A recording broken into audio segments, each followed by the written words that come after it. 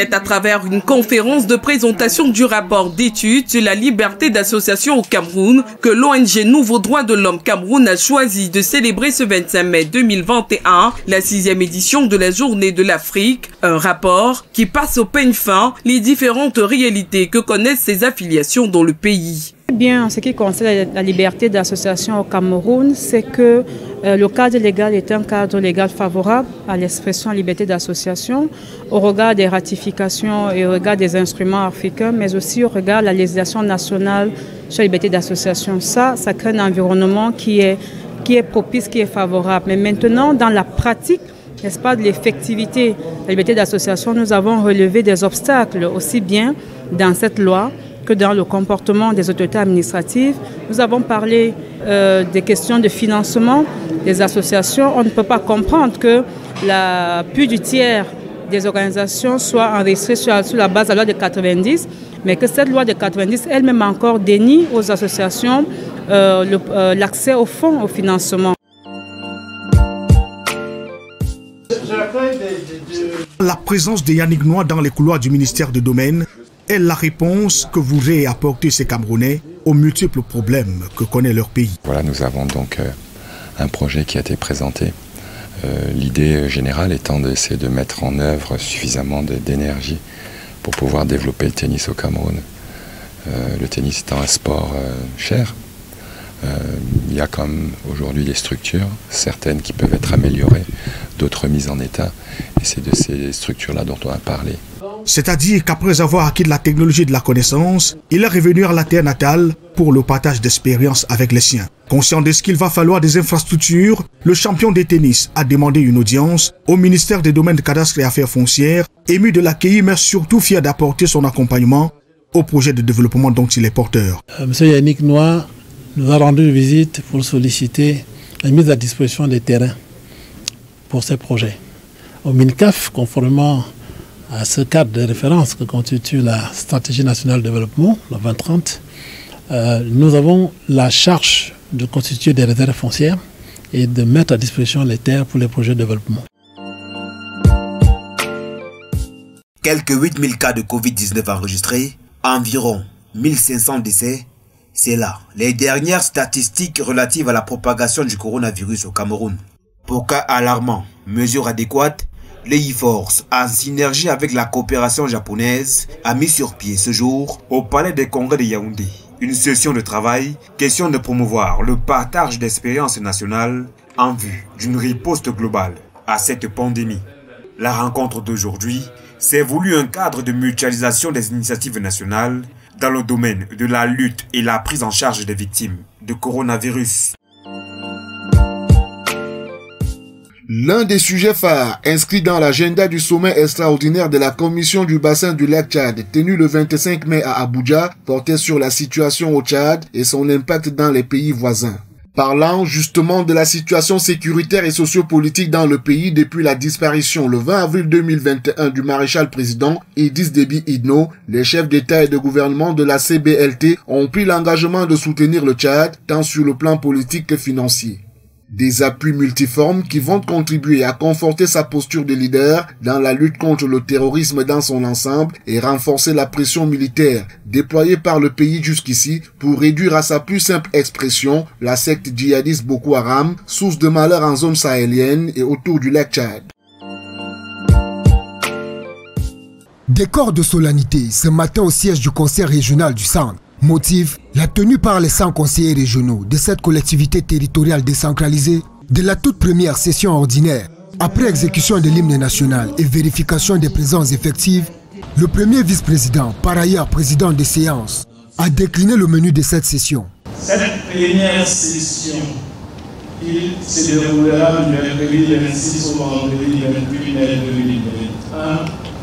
Sera principalement consacré à l'examen et l'adoption du règlement intérieur et du budget du conseil régional du Centre pour l'année 2021. Ces travaux qui se tiennent du 26 au 28 mai 2021, les 100 conseillers régionaux sont répartis en 4 commissions, à savoir la commission des affaires administratives, juridiques et des règlements intérieurs, la commission des finances, des infrastructures, du plan et du développement économique, la commission de l'éducation, de la santé, de la population, des affaires sociales et culturelles, de la jeunesse et des sports, et la commission de l'environnement, de l'aménagement du territoire, des domaines, de l'urbanisme et de l'habitat. Avant délibération, les conseillers régionaux nourrissent de grandes ambitions pour leur population.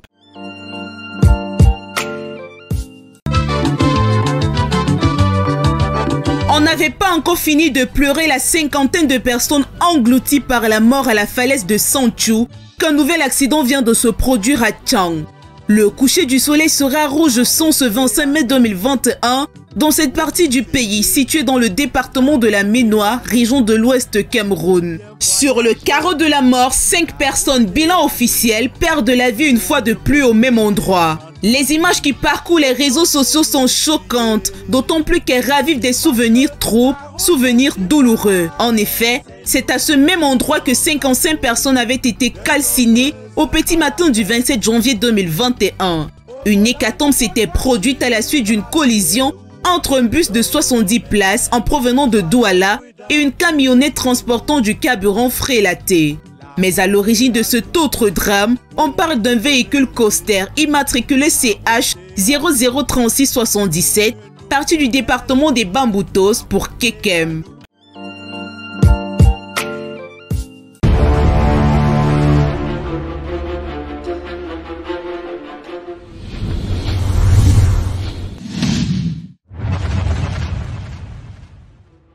Voici présentés quelques tristes clichés de l'état piteux dans lequel se trouvent certaines formations sanitaires à Yaoundé.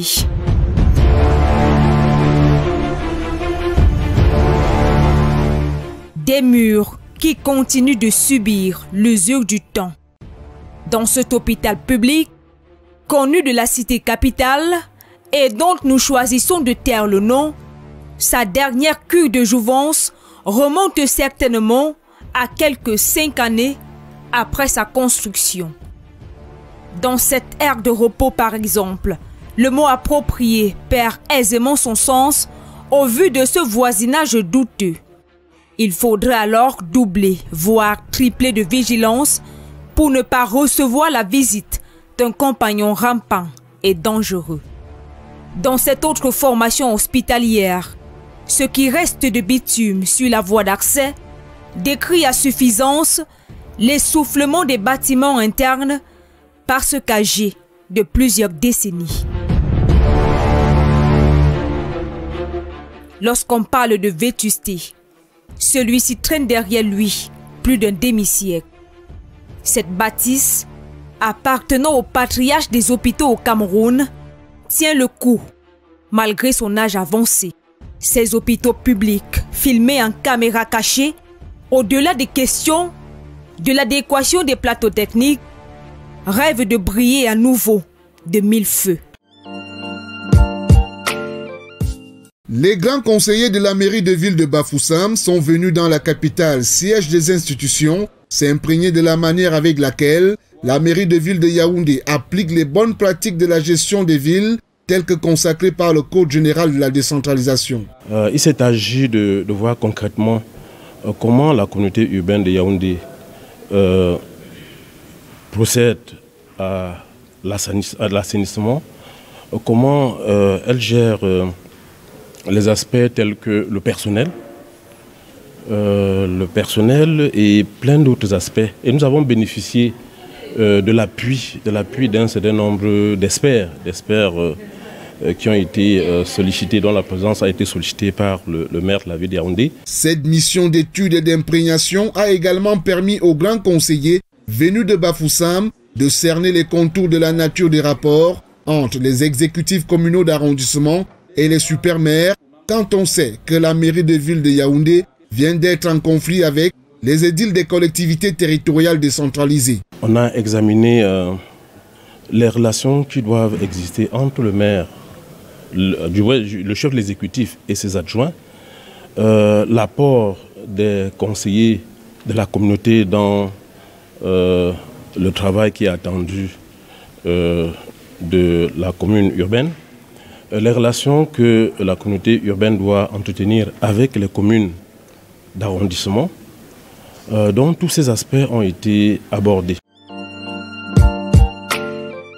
C'est à l'unanimité de consensus que les 105 conseillers municipaux ont approuvé le compte administratif de la commune et validé son plan communal de développement. C'est qu'à Garoua 2e, les perspectives sont bonnes, a conclu M. le maire. La Covid-19 qui nous a perturbé l'année dernière, mais nous avons pu faire des réalisations à plus de 82%. Et vous avez suivi la commission des finances et les différentes délibérations qui ont été mises à la disposition des conseillers.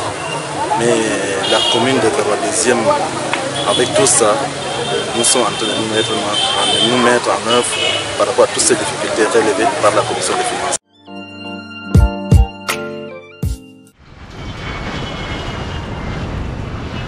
Il était environ 11 h lorsque la délégation conjointe CAF, FIFA et COCAN, chapeautée par le secrétaire général adjoint de la CAF, M. Anthony Bafoué-Honte, était accueillie à l'aéroport international de Bafoussam-Bamougoum ce mardi. Une mission conduite par le ministre des Sports et de l'Éducation physique, Narcisse Mouele-Kombi. Pour ce qui est des infrastructures sportives, la première escale s'est faite au stade de Mbouda.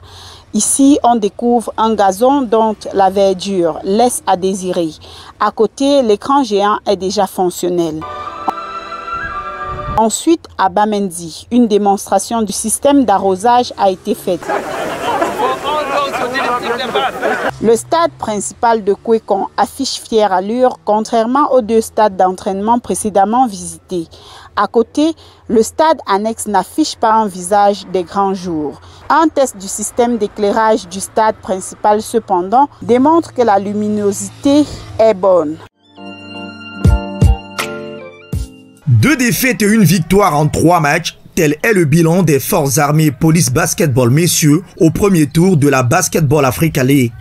Des défaites à faible écart étriquées et une large victoire ont permis aux poulains du coach Adi Ngono d'arracher la 3e place de leur groupe ainsi que la qualification pour les quarts de finale.